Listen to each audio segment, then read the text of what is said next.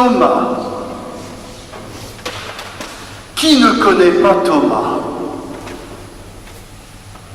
Au cours de mon ministère, je me suis aperçu que la cote de popularité de cet apôtre était forte, en particulier chez les gens qui ne passent pas pour être des accros de la croyance ou de l'Église.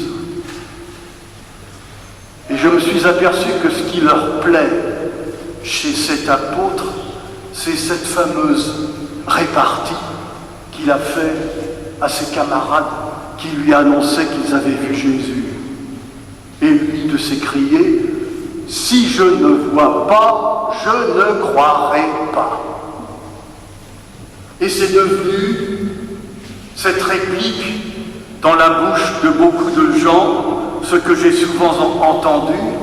Moi, je suis comme Thomas. Je ne crois que ce que je vois. La formule est percutante. Que voulez-vous dire après ça? Ça a l'air de sonner l'évidence. Je ne crois que ce que je vois.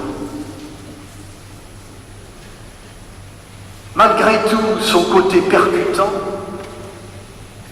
cette formule me laisse, moi, sur ma faim. En particulier de deux manières. Elle me laisse sur ma faim parce que dire « je ne crois que ce que je vois », à celui qui me sort cette formule, j'ai envie de lui dire « mais très bien, mais es-tu sûr de bien voir? Es-tu assuré d'avoir une bonne vision, une bonne vue? Tu crois ce que tu vois, d'accord, mais vois-tu bien ?»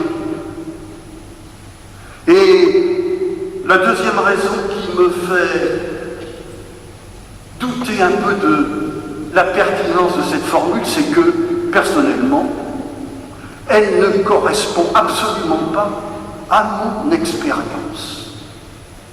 Et je suis sûr qu'elle ne correspond pas à la vôtre, malgré son évidence apparente.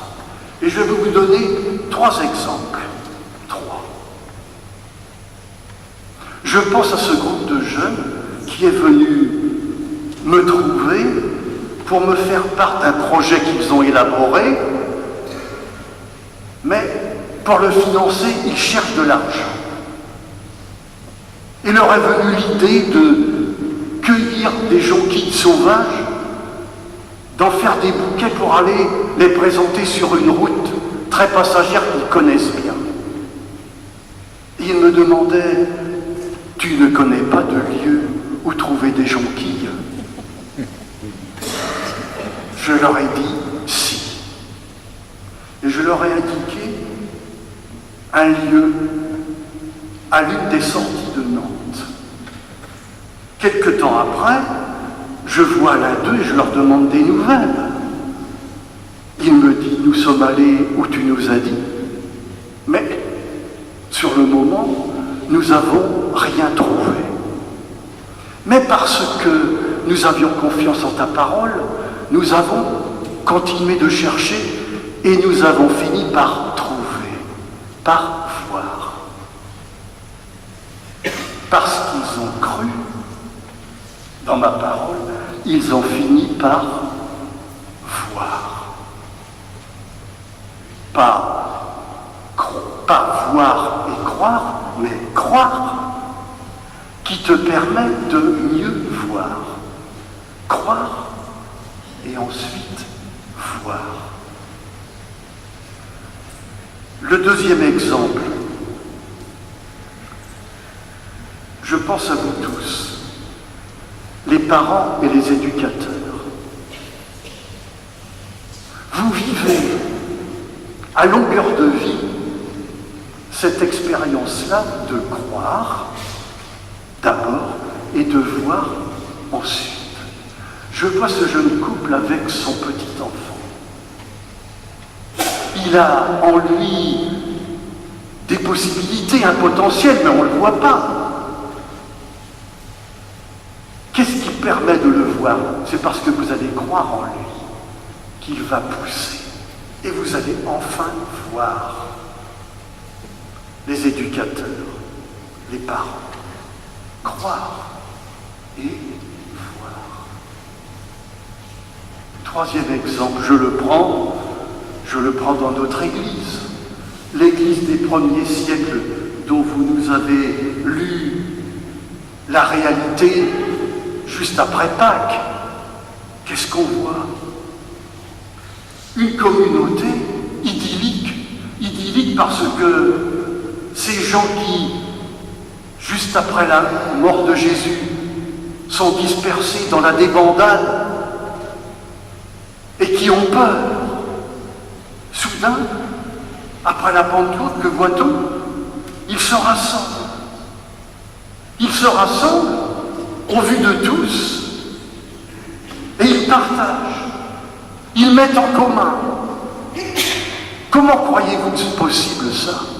C'est parce que parmi eux, les apôtres ont cru que c'était possible et ils ont vu. Demain, notre Église fête Jean 23 et Jean-Paul II.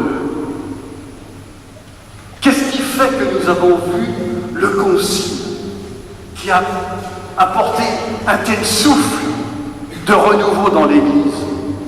Parce que Jean 23 a cru dans ce Concile et on a fini par le voir.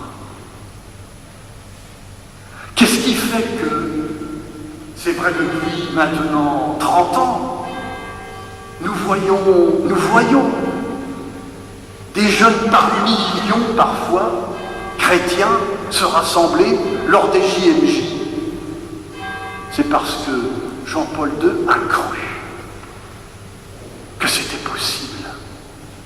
Il a lancé l'appel et nous avons vu. Je ne crois que ce que je vois.